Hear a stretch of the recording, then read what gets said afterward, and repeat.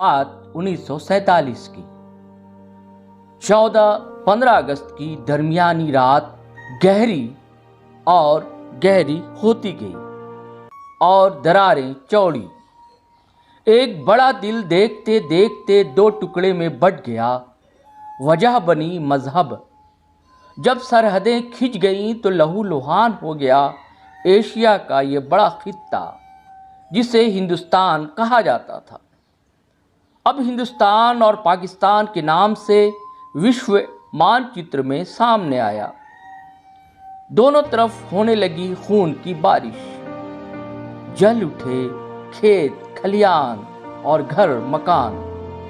ट्रेनों से मुसाफिर कम, लाशों को ढोना उनकी क्रूर नियति बनी। विभाजन की इस हिंसा में करीब 10 लाख लोग खेत हुए तो 1.5 करोड़ लोगों को अपना घर द्वार आशियाना छोड़ने को मजबूर होना पड़ा। कितनी माओं का सिंदूर उजड़ा, कितने बच्चे यतीम हुए। लपटें इतनी तेज थीं कि पंजाबी, बंगाली और हिंदी पट्टी को लांघते दक्षिण को भी आगोश में ले लिया। पाकिस्तान में शामिल ना हो सके हैदराबाद के निज़ाम आग बगूला हो उठे। कमज़ोर जिस्म अचकन शेरवानी में कांपता रहा, लेकिन उनके रज़ाकार ने कमज़ोरों पर जुल्म ढाना शुरू कर दिया। लेकिन यह हादसा बंटवारे से कुछ पहले का है।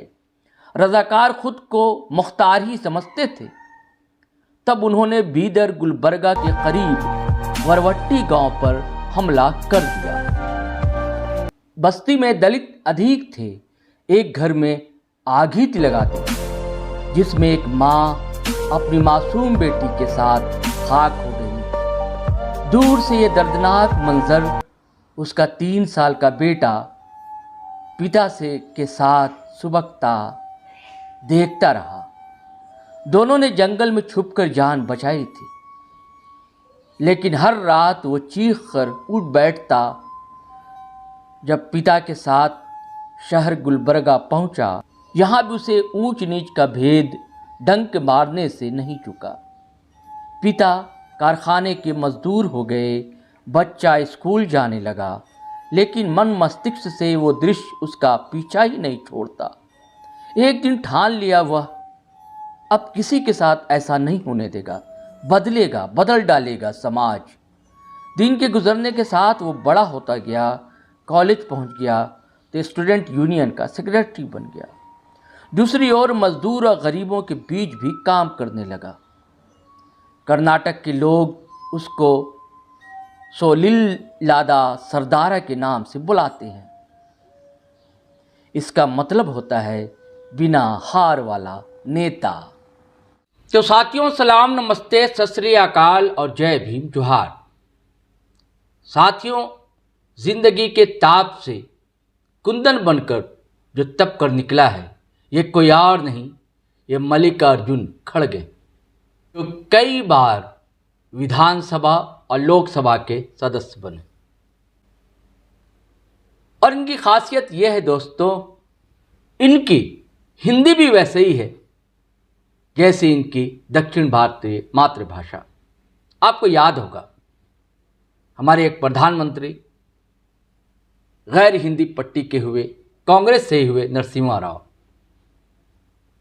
उसी तरह ही इनकी भी हिंदी है, बहुत अच्छी हिंदी बोलते हैं। और सिर्फ हिंदी ही नहीं, कई देशी विदेशी भाषाओं पर इनकी मजबूत पकड़ और तेवर इनके क्या कहने। बहुत ही शालीनता से, अनुशासन के साथ अपनी बात रखते हैं। लोकसभा विधानसभा में इनकी बातें गूंजती रहीं। और इनके तेवर में आपको झलक मिलेगी अंबेडकरवादी, गांधीवादी विचारधाराओं की। हालांकि नेहरू मॉडल से इनको परहेज कभी नहीं रहा, लेकिन इनका पक्ष जो है गांधीवाद और अंबेडकरवाद है। और नेहरू का जो विकास मॉडल था, उनके भी ये कट्टर पक्षधर रहे हैं। जो सदन में जाते रहे हैं लोग, पत्रकार हों या राजनेता हों, वह जानते हैं। लेकिन समूचे देश में राष्ट्रीय पटल पर इनकी चर्चा अचानक तब हुई जब ये कांग्रेस के राष्ट्रीय अध्यक्ष निर्वाचित हुए। और देखते देखते आमूल चूल परिवर्तन कांग्रेस संगठन में देखने को मिला। और इसका फायदा यह हुआ कि कई राज्यों में कांग्रेस ने विजय हासिल की। हालांकि कई राज्यों में हार भी हुई, लेकिन इसकी वजह यह नहीं है। इसकी वजह जो छत्रप कांग्रेस ने पैदा कर लिए थे छत्तीसगढ़, मध्य प्रदेश और राजस्थान तक में, उसका अहम इसका महत्वपूर्ण कारण रहा कांग्रेस की हार का। दरअसल उन लोगों ने हाईकमान को सिरे से ही नजरअंदाज करना शुरुआत से ही शुरू कर दिया था। लेकिन दोस्तों, ये राजनीतिक कहानी मैं बताऊंगा आगे। एक आग्रह है, वो ये कि इंडिपेंडेंट मीडिया है, हमारा प्रयास है, जीटी रोड लाइव आपको इन दिनों राजनीतिक कहानियां बता रहा हूं। चुनावी माहौल है तो इसका सपोर्ट कीजिए। हमारे वीडियो को आप ज़रूर लाइक किया करें, शेयर किया करें, कमेंट किया करें। और अगर आप यूट्यूब पर देख रहे हैं तो हमारे चैनल को सब्सक्राइब करें आप, और फेसबुक पर देख रहे हैं तो फॉलो करना हरगिज़ ना भूलें। और साथियों, यदि और आप सहयोग देंगे तो हिम्मत मिलेगी, ताकत मिलेगी। वो ये है कि आप चाहें तो आर्थिक मदद भी कर सकते हैं। हमारे UPI नंबर है 8083557257। इस पर आप गूगल पे, फ़ोन पे, पेटीएम कर सकते हैं। चलिए अब मैं ऐसा क्यों कह रहा हूं, ये कहानी आगे हम बताते हैं। और आज जो इंडिया गठबंधन, जो विपक्षियों का महत्वपूर्ण गठबंधन बना है, उसमें नीतीश कुमार तो अगवा रहे ही हैं, उनकी भूमिका से इनकार नहीं कर सकते। लेकिन जो योगदान खड़गे साहब का रहा, उसकी भी अनदेखी नहीं की जा सकती है दोस्तों। उनकी मेहनत, उनका परिश्रम, और वो अक्सर है सभी के बीच बहुत ही सहजता से, सरलता से अपनी बात रखते हैं और उनकी बात सुनी जाती है। विपक्षी नेताओं के बीच भी ये सहज स्वीकार्य हैं, सम्मानित नेता के रूप में जाने और माने जाते हैं। अब दोस्तों, ये सवाल लगातार उठता रहा कि जब इंडिया गठबंधन बना है, इसका अगवा कौन होगा। मैं सिर्फ गोदी मीडिया की बात नहीं कर रहा हूं, एक आम जनमानस में भी ये सवाल तो रहा, उनके जहन में कौंधता रहा। और इसका जवाब ये था कि शुरुआत से ही सभी दलों के एकजुट करने वाले बिहार के CM, जदयू के सुप्रीमो और कुछ दिनों पहले राष्ट्रीय अध्यक्ष चुने गए नीतीश कुमार ही इसके संयोजक होंगे। लेकिन कई महीने गुजर गए, संयोजक किसी को नहीं बनाया गया। लेकिन अब जब नीतीश के सामने ये पद बढ़ाया गया कि आप इंडिया गठबंधन के संयोजक होंगे, तो खबर यह है दोस्तों कि उन्होंने असहमति जतला दी।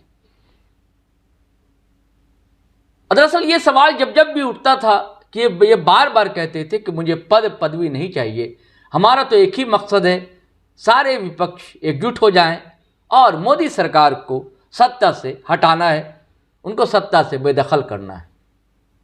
और आज भी उनका जवाब यही है कि हमें पद नहीं चाहिए और कांग्रेस बड़ा दल है, उसे ही अगुवाई करनी चाहिए।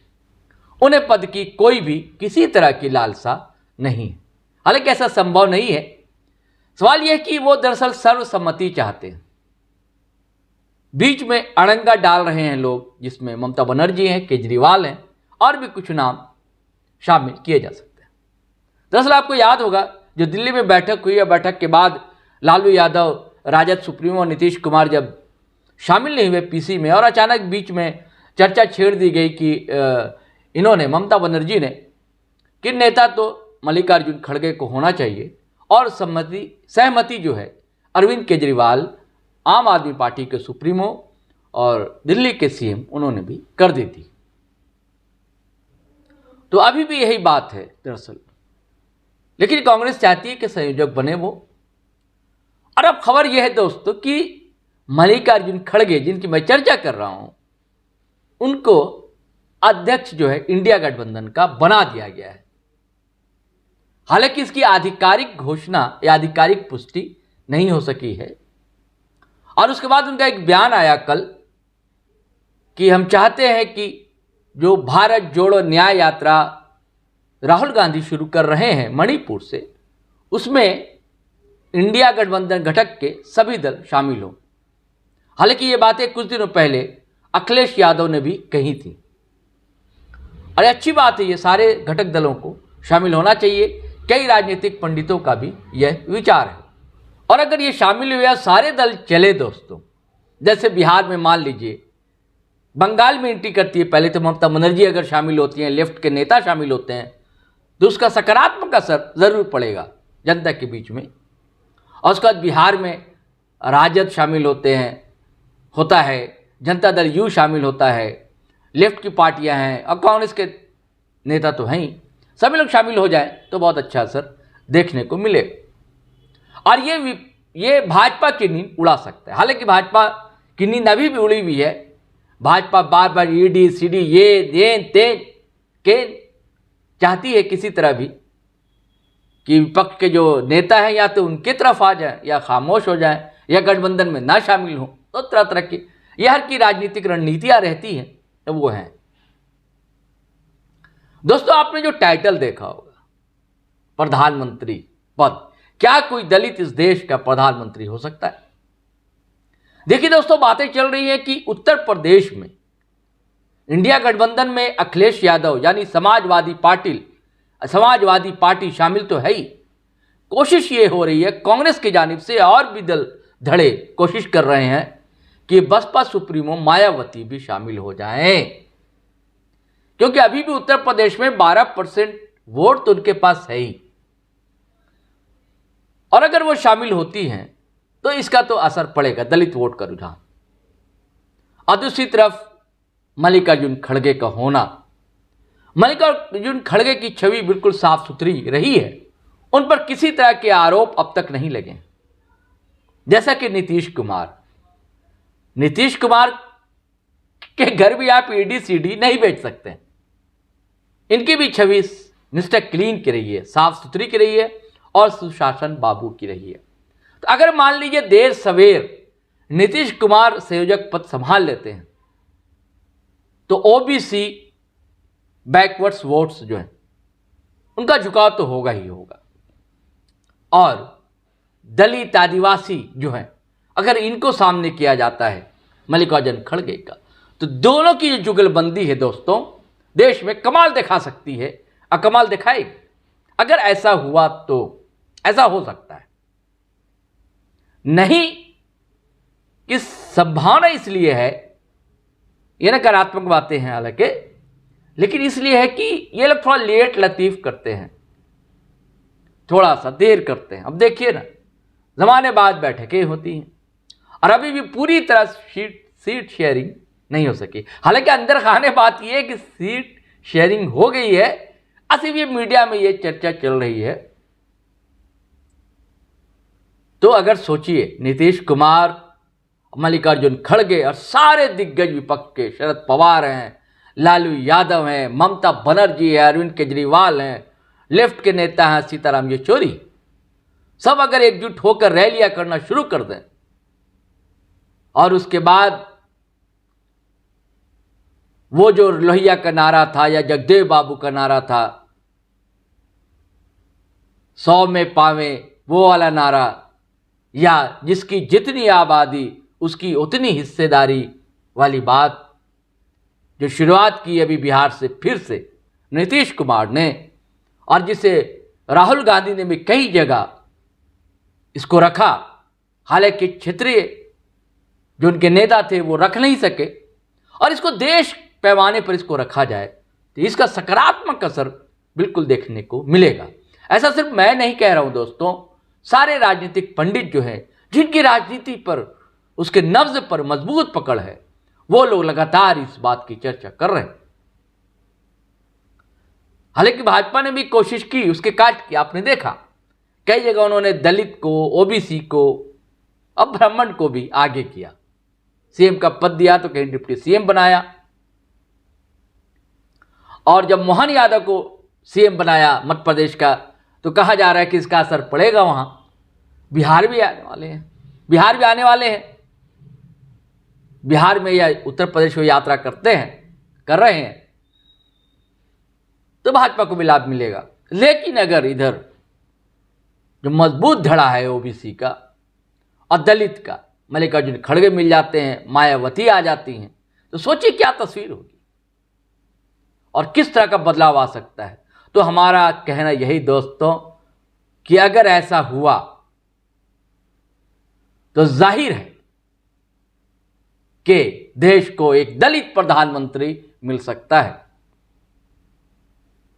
अगर उसका ठीक ठाक ढंग से इंडिया गठबंधन प्रचार कर सके तो, ये बात जनता तक, गांव तक, चौपाल तक पहुंचाई जा सके तो मुझे लगता है कि जो बसपा के वोटर हैं वो भी इनकार नहीं करेंगे।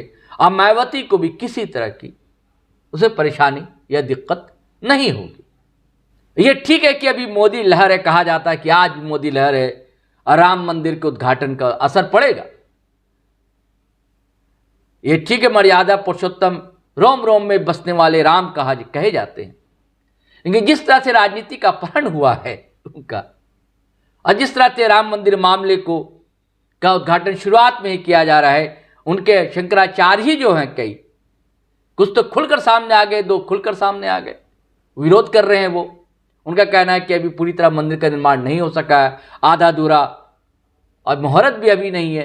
लेकिन ये सब भाजपा जो है राजनीतिक कारणों से कर रही है ऐसा। इन सब बातों को भी आगे लेकर जाए, और कांग्रेस भी इसलिए उसमें शामिल नहीं हो सकी। हालांकि कांग्रेस को कहना था, इसको विरोध दर्ज कराना था कांग्रेस को, लेकिन आज नहीं तो कल उन्हें जाना चाहिए था। आराध्य हैं वो,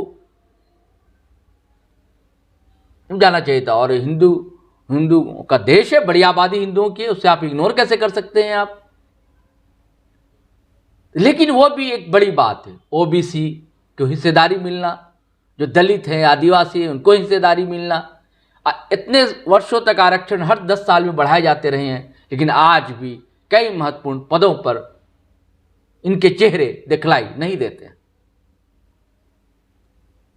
ये सारे एजेंडे को लेकर खुलकर जनता के बीच अगर जाएं लोग, और इनके पास मल्लिकार्जुन खड़गे जैसा दलित चेहरा हो, नीतीश कुमार जैसा संयोजक, नीट एंड क्लीन अनुशासन बाबू हों, जो ओबीसी के बड़े चेहरे हैं, लालू यादव हों, और भी कई चेहरे हैं, कई नेता हैं, तो तस्वीर बदल सकती है।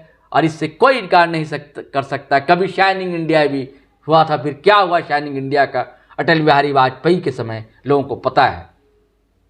ये ज़रूरी नहीं है कि हमारे जो प्रधानमंत्री हैं नरेंद्र मोदी तीसरी बार भी प्रधानमंत्री ही बने ही, ऐसा कोई ज़रूरी नहीं है।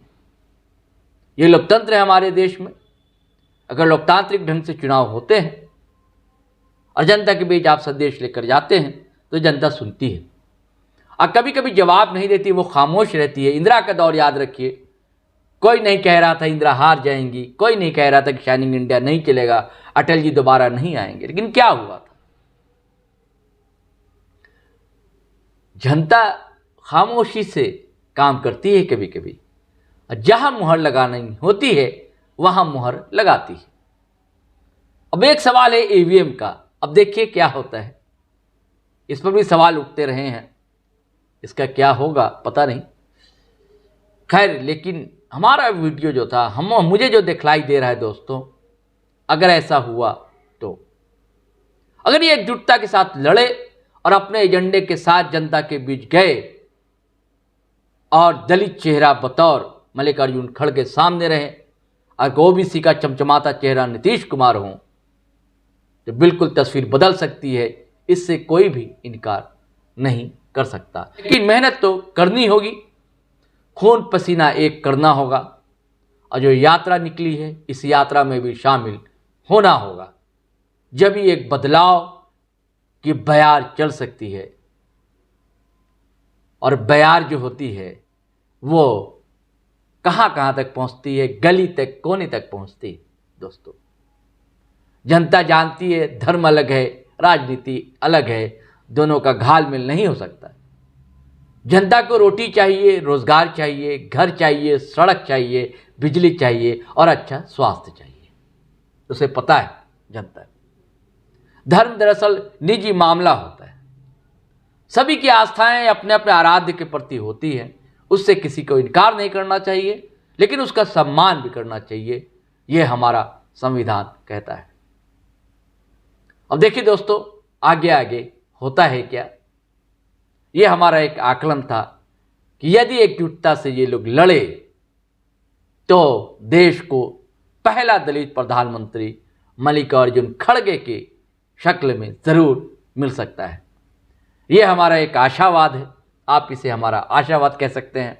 अब व्यक्ति को आशावादी होना चाहिए।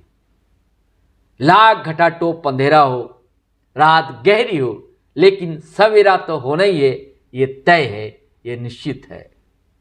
तो सवेरा तो होगा ही, आज नहीं तो कल वो सुबह कभी तो आएगी, और वो सुबह दोस्तों जल्द आएगी। तो साथियों, आपको कहानी कैसी लगी, ज़रूर रोचक लगी होगी। और आप अगर फेसबुक पर देख रहे हैं तो फॉलो कर लें हमारा पेज, और अगर आप यूट्यूब चैनल देख रहे हैं हमारा, सब्सक्राइब कर लें और बेल आइकन दबाना हरगिज़ ना भूलें। धन्यवाद, शुक्रिया।